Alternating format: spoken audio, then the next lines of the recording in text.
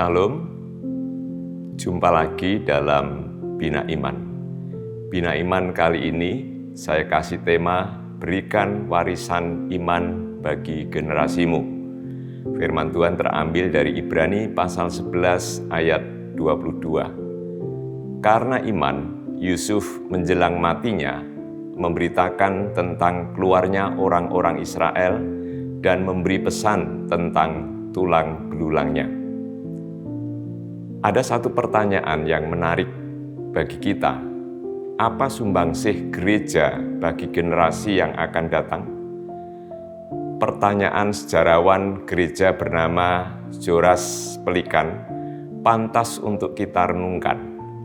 Ia berkata, "Tradition is the living, fight of the dead. Traditional is the dead, fight of the living." Tradisi adalah iman yang hidup dari orang yang telah mati.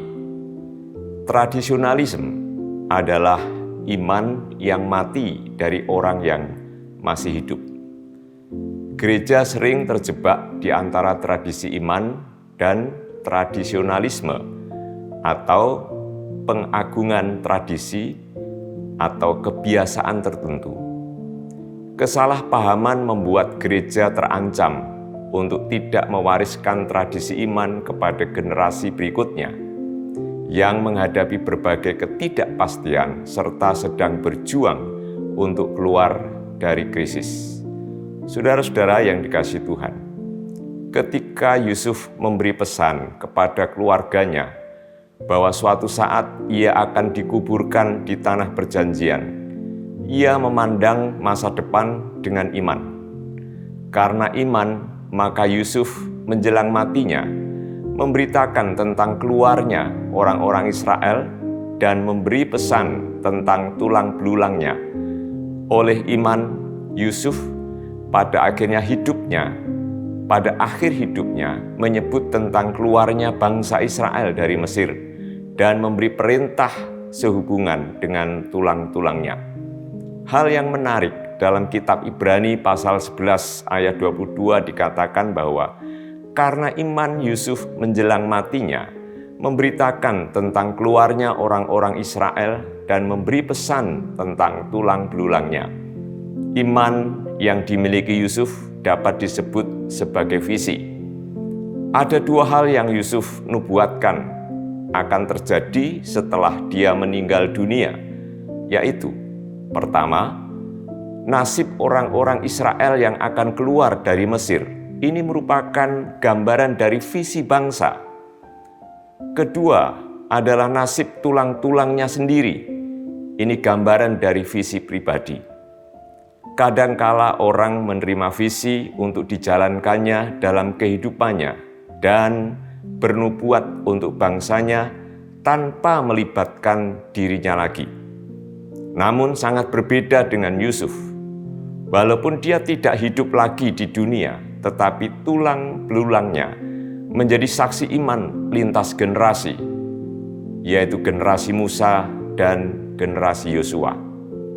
Nasib orang-orang Israel dinubuatkan Yusuf didasarkan atas janji Allah kepada Abraham, Ishak, dan Yakub bahwa Allah akan membawa mereka keluar dari negeri ini ke dalam negeri yang dijanjikannya. Dan itu tertulis dalam kitab Kejadian pasal 50 ayat 24. Dan pesan Yusuf selanjutnya adalah perintah untuk membawa tulang-tulangnya keluar juga dari Mesir. Bapak Ibu yang dikasihi Tuhan, kita dapat membayangkan bahwa tulang belulang Yusuf selalu ikut serta dalam perjalanan bangsa Israel keluar dari Mesir dan menuju tanah perjanjian. Maka dapat dikatakan bahwa secara rohani Yusuf masih terlibat dalam rencana Allah sampai ia dikuburkan di tanah milik ayahnya, Yakub di Sikem, semasa generasi Yosua memasuki tanah Kanaan, tanah perjanjian. Dalam Yosua pasal 24 ayat 32 disebutkan di sana. Di tengah berbagai pergumulan yang seperti tak berujung, Gereja tidak boleh terus-menerus terjebak oleh arus ketidakpastian. Gereja harus menerobos ketidakpastian dengan mewariskan tradisi iman kepada generasi berikutnya. Ibrani pasal 11 menguraikan tentang pewarisan tradisi iman bangsa Israel. Kita bisa memperhatikan dalam pasal 11 kitab Ibrani ayat 13-16. Tradisi iman adalah tradisi yang tidak akan habis dimakan waktu. Tradisi ini menjadi dasar dari seluruh pengharapan kita dan bukti dari semua yang tidak kita lihat. Tradisi iman hanya dapat diwariskan jika gereja memahami identitasnya sebagai umat yang terus bergumul menghadapi berbagai permasalahan di dunia ini. Bapak Ibu yang dikasihi Tuhan, tradisi iman membuat kita tetap mempercayai Tuhan walaupun kondisi tampak tidak pasti.